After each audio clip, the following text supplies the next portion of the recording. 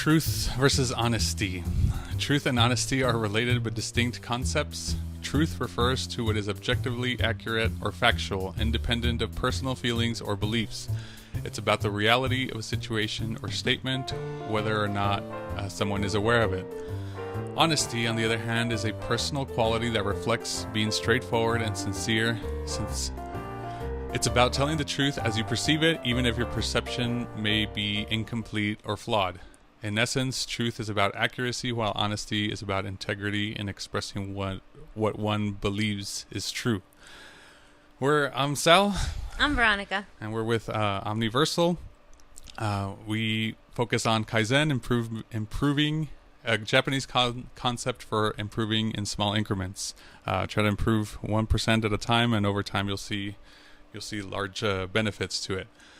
So our topic today is truth versus honesty. This was kind of just been fascinating to me, just almost this time of a society, and especially closer to elections and what we all believe to be true and what we believe to be honest. And I think sometimes they're kind of used synonymously or very similarly, and I don't think they are the same. I'm going to move your mic because it's covering your face. Oh. I was hiding. All right. So, one of the first times I remember this being kind of being cleared up to me is someone was giving their honest opinion about somebody else. And I guess in trying to, I either tried to defend the other person, and the person said, well, it's the truth. And it kind of made me, that was one of the first times I felt like I realized the truth is subjective. Or... well, that truth was subjective. Yes, and in that sense that, like, I think the cognitive dissonance with us that, like, kind of fights in our head is that because it's true to us, because that's what we really feel about the person, makes it sound very objective. Like, yeah, that person is an idiot. Where a person being an idiot is completely subjective. They may be an idiot to you, but they may not be an idiot to another person. And so, as real as it feels to you, it feels like truth, but I think it's more of an honest opinion versus actually being truth. Does that make sense? To me, yes. How does it work, or how would you think that it would work with consumption, right? So, you sure drink a lot of sodas. Like, you drink too much soda. That's your honest opinion, but, and if, like, how would it be true? Like, it has to be quantitative, right? Like, you have to have some kind of actual information for you to say, no, it is true. Yeah, I would say, here's again where, like, our emotions get in the way and are still completely subjective to the way you see things in the world or the way the other person sees things in the world. So let's say, like, sometimes it feels like there's so much that goes into it that I guess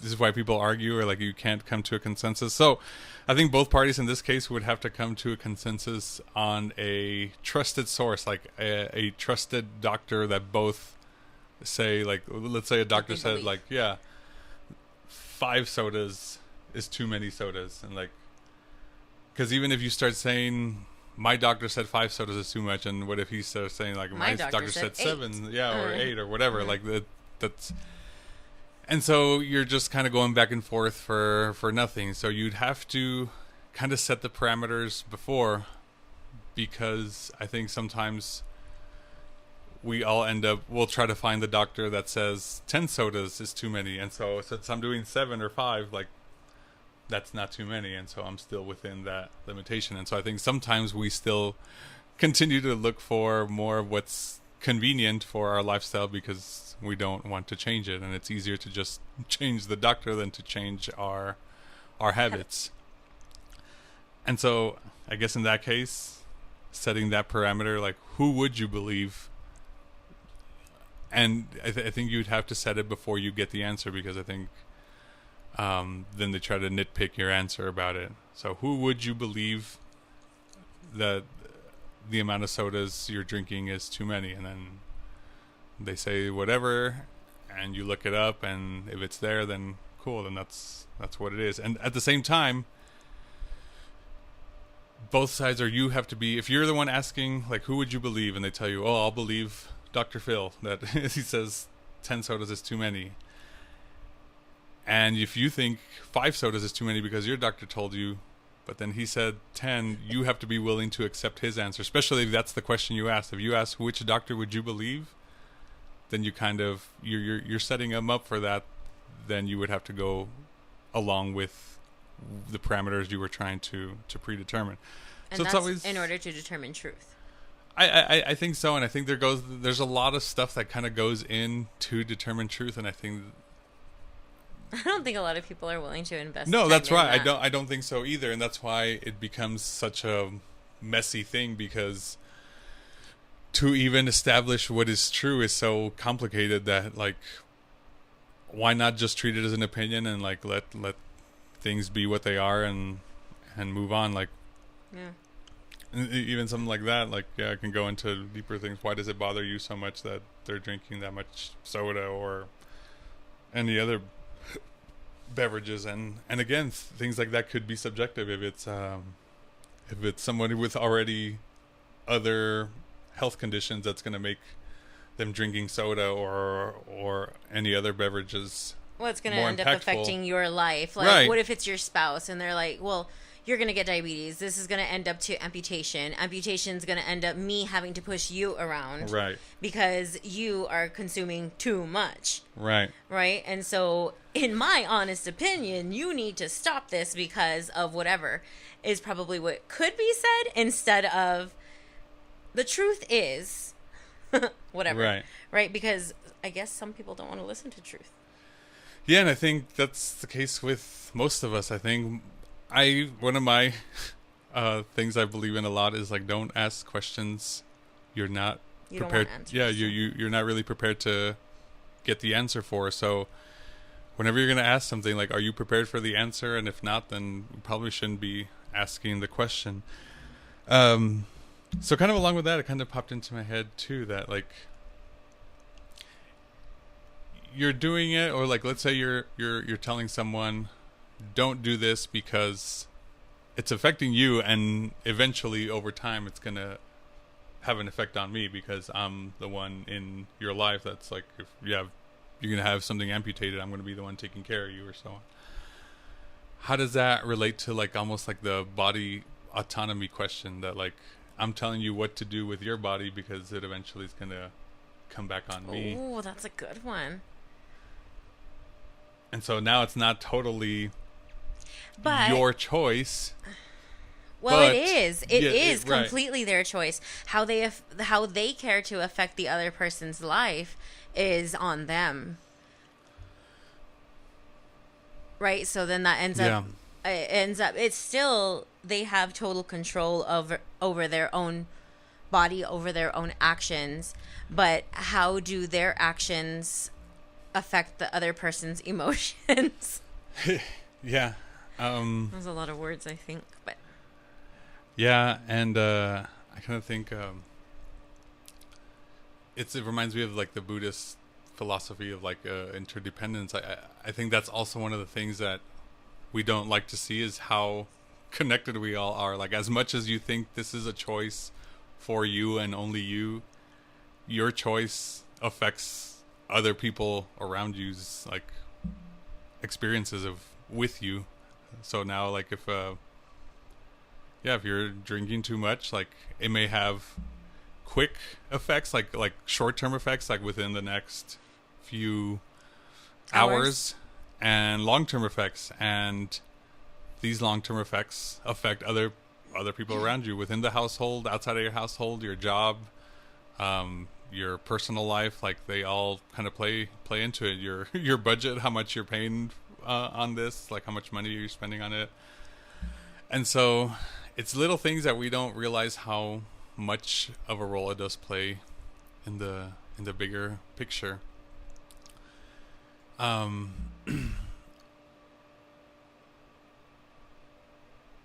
Gears turning again. I don't know if we got too sidetracked from truth and honesty, but it's definitely just again with politics, with the presidential election coming up. Sometimes this pops in my head because it's so much of the rhetoric and memes and stuff is like makes it sound like one way, and sometimes you don't have the full picture. And I think context is very important to truth also, because how they always take snippets of people saying something and you can place it in any context and it makes it seem believable. Like even like simple ones, like when, like let's say there's a dancing meme, like somebody dancing and it just says like me every time I drink coffee or something. Or that, sure, whatever. And that's very like applicable and understanding in that context. And so once you take one of these conversations and put it out of context, like it can seem very truthful, but that's not the actual truth. Like it appears like truth, but again, it's dishonest. But it was honesty, not truth in and those I would even cases. say it's dishonest because what happens if you, especially if they know the full context, but you're taking it out of context on purpose, I'd say that's dishonest. However, it was their honesty. So if you're providing truth, you're providing quantitative information, right? Objectively accurate is what the definition says, or factual. So when you're having facts, right? Like that definition, truth refers to what is objectively accurate or factual. That is truth. However, if you take this and you put it into some other context, that is still true. That information is still true. I'm not giving an opinion on that. If I were to give my opinion on that, then that would mean, then you're looking at the integrity of the interpretation of the truth. I got right? lost. No, I got lost. Dang it, Sal. I know, sorry. Okay. So when you give a definition, that is fact, that is true, right? This microphone has metal. Correct.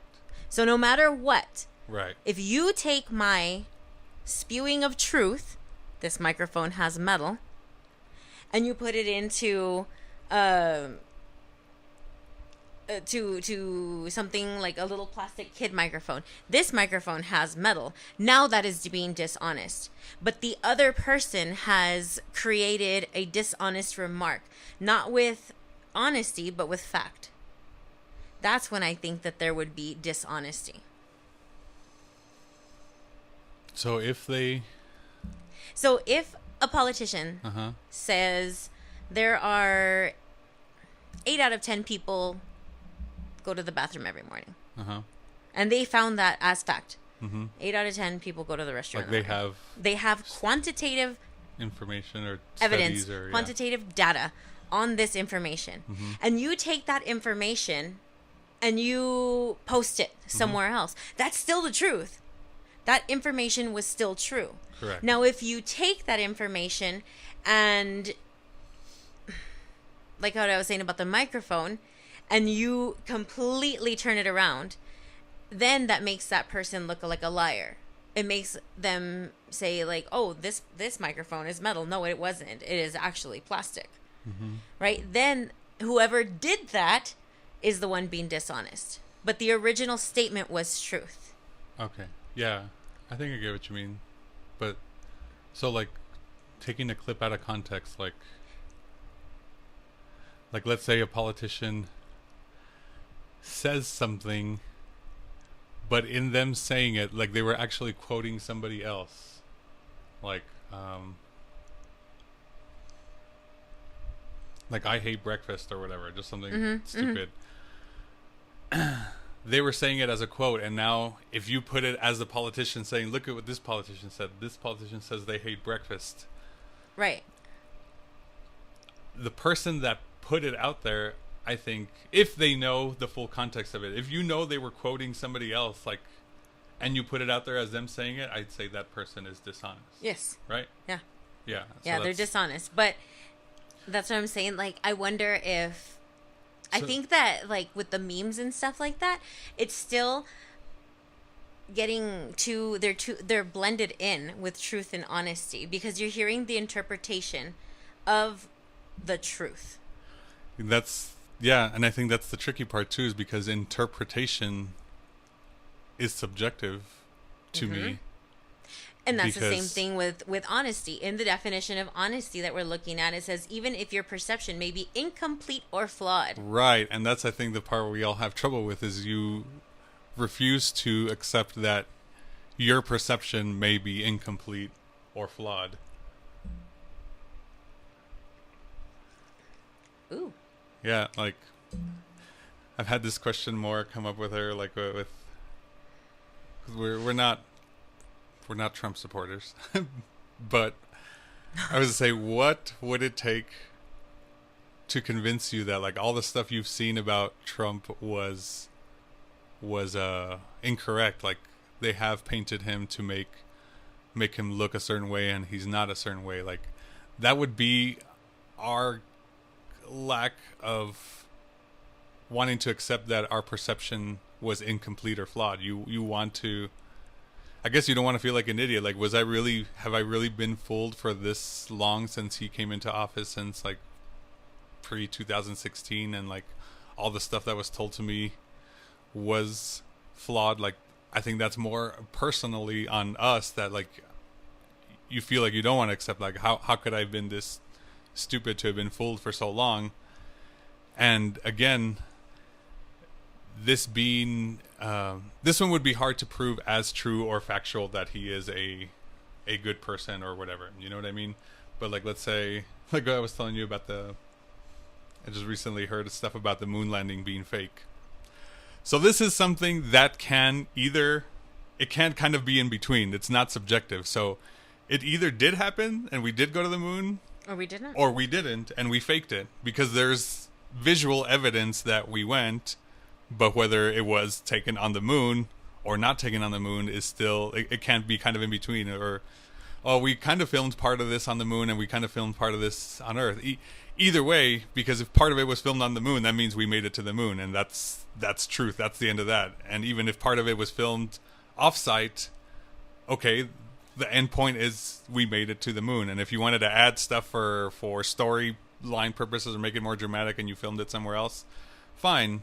But the end point is it did happen. We did go to the moon.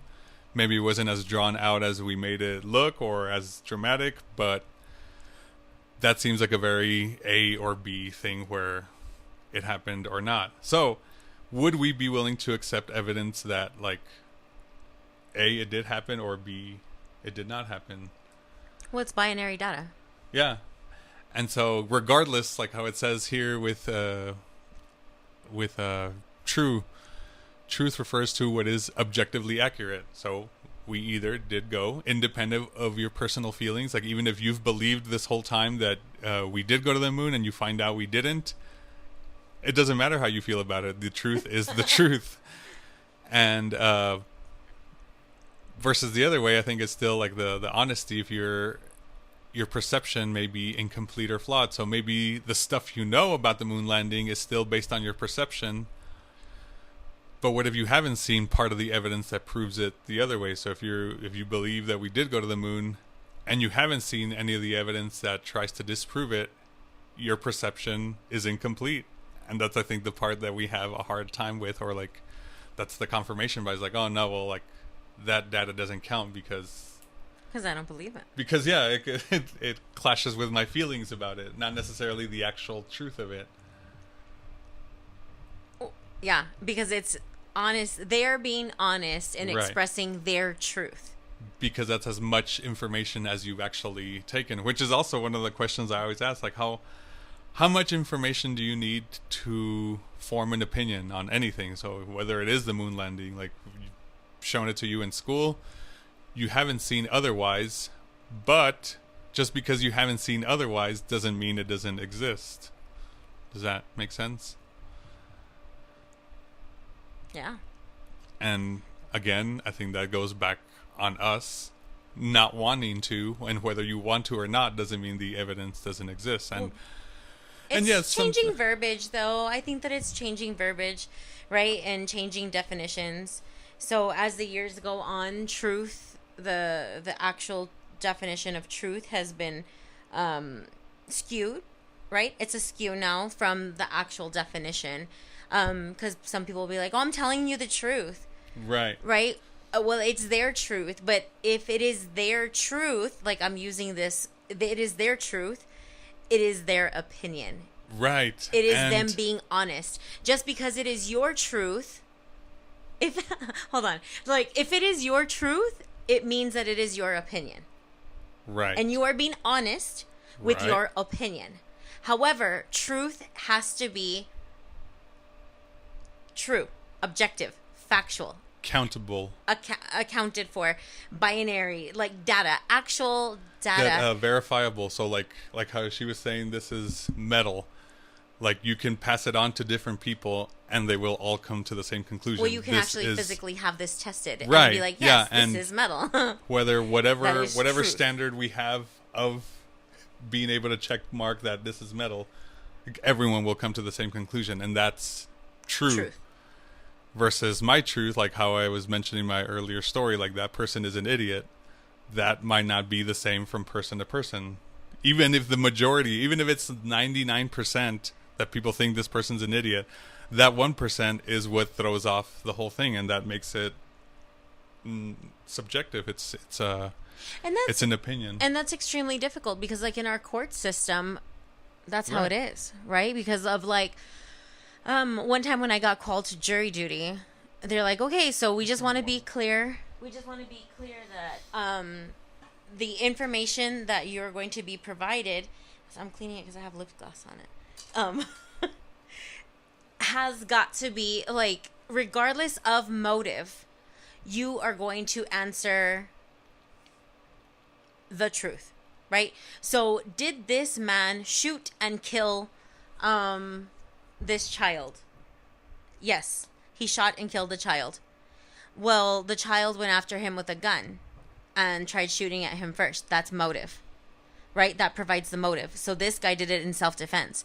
But you're not looking at self-defense. You're looking at the truth. Did he do this? Yes, countable, verifiable, that Yes. everyone will So say, like, yes, he did it. yes, you pulled the trigger. In my you shot opinion, this person. was it wrong? Yes. Okay, well, we're not measuring that. Right. Is what was said in the judges were actually, or the attorneys were actually asking, like, are you going to give the absolute truth regardless of motive? When you find out what the motive was, are you going to answer this? It's like, wow, that's a huge question when Yeah. you're talking about something so big on that. You know, I mean, it's so somebody's truth ends up being interpreted. Yeah. And whether or not you're going to be honest about that or not is, I guess, internal. Right. And so I guess my kind of takeaway or tidbit from this is next time you hear truth, think about where, even if you use it, maybe you using it or telling you the somebody truth. else. Yeah, or you hearing it from somebody else. Is it coming from a factual point of view or a opinion point of view? Where is it verifiable, or is it going to be varied answers depending on who you ask? And So, like us right now, we're being honest. right. I think I'd It's say I'm- opinion. say I'm Even being pretty though honest. we try to stay as close to the truth as possible, right? Well, I do. I'm Yeah, sure you do too, but yeah, at we're least giving on- you our honest opinion. correct Of what we There- think yeah. is true. Yes. I got messy. That's a mouthful. But yeah, I would say think about the way people are using it, including yourself.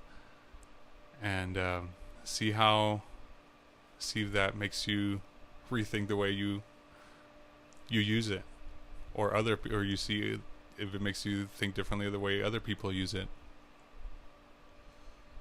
Think about it with the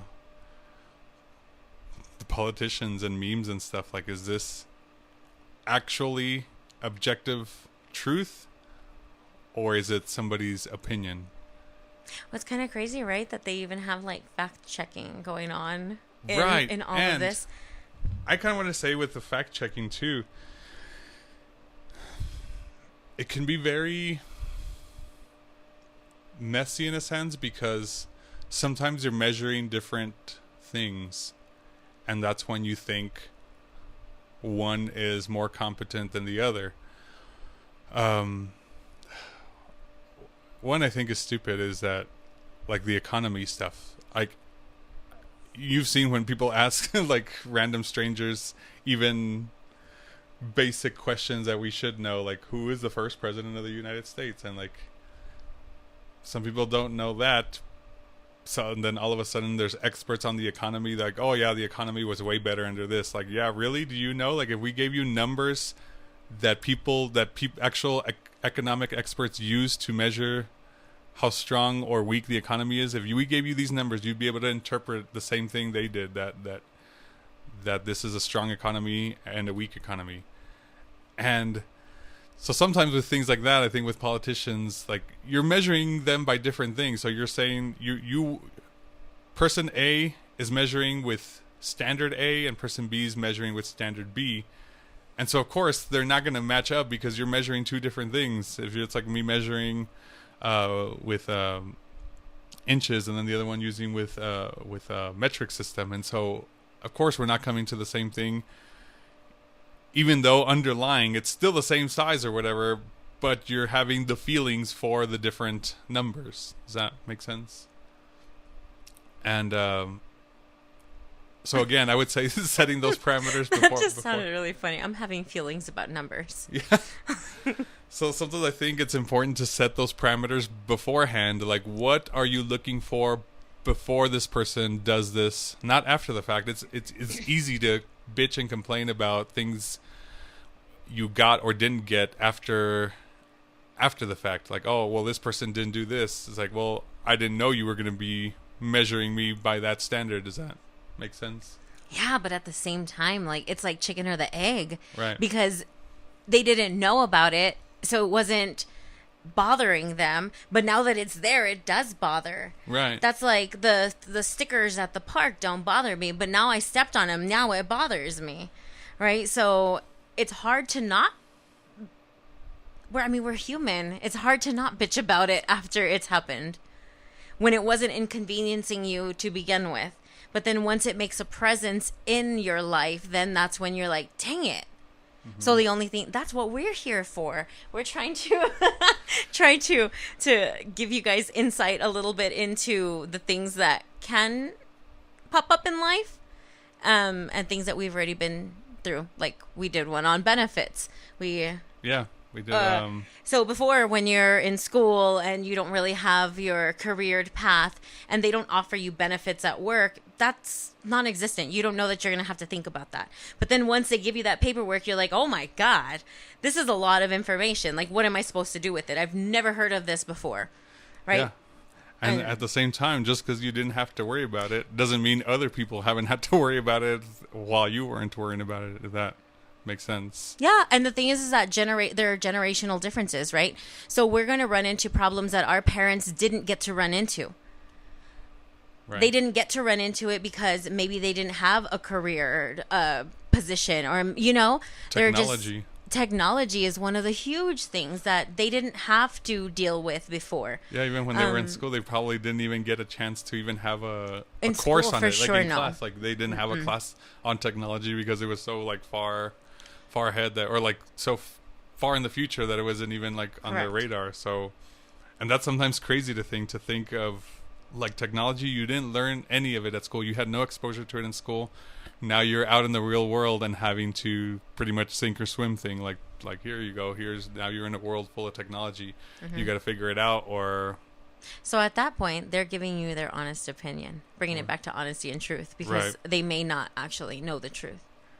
And then we get frustrated with them. It's like, how can you not know this? And like, if you put yourself in their shoes, it's like, yeah, they don't know this. Like, they've had little reason to. That's not anything they were exposed to in school. They had like very little use for it. It's probably older style jobs that like requires little technology, and a lot of technology has been integrated even to like simpler jobs. Like if it's even like a cash register, I'm sure cash registers have changed a lot from the 70s, 50 years ago or whatever to now being touchscreen and like not money tap paying with your phone. Just a phone. Right. Just a phone. This technology of phones did not exist for our parents. Like way back when, they did not get a phone until they were older adults.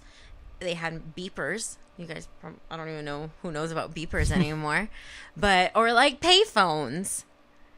Like they used to have these things called payphones, and you would stick coins, which is like to make a phone call. Like coins. I don't even know how many people use coins anymore. That you would stick into the machine and you could make a phone call. Or you had this 1-800 number that you would, like a collect call, and then the other person would get charged that right. for you calling them. Yeah. And it would like ring and they'd be like, would you like to accept a collect call from, and then say your name. And then you would like say your name. You're like, your daughter? And then they would accept the call or not accept the call. Like I haven't even seen a payphone in years. Yeah, you're right. And so I think that the use of technology, our phones, they're essentially computers in our pocket. And it's fan-freaking-tastic. I love it.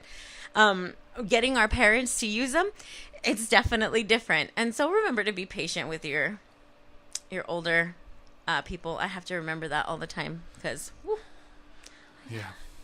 Okay. Is there anything else? No, I talk too much. No, both. Truth and honesty. Yeah. So again, be honest. Final tidbit. Be honest, especially if you know the alternative. If you know what the full story is and you're purposely manipulating it, that's dishonest. And truth, try to use it in an objective way to where it is a verifiable, countable behavior that everyone's going to come to. Independent of your feelings. Right. Whether you like it or not, if a fact is a fact, if the truth is the truth, that's what it is. Can it change? Maybe, right? Science is changing all the time. However, the truth at this very moment is what it is, right? Until it's proved differently. Yeah. All right. Again, subscribe to us. Small changes will add up 1% at a time. And yeah, we'll see you next time.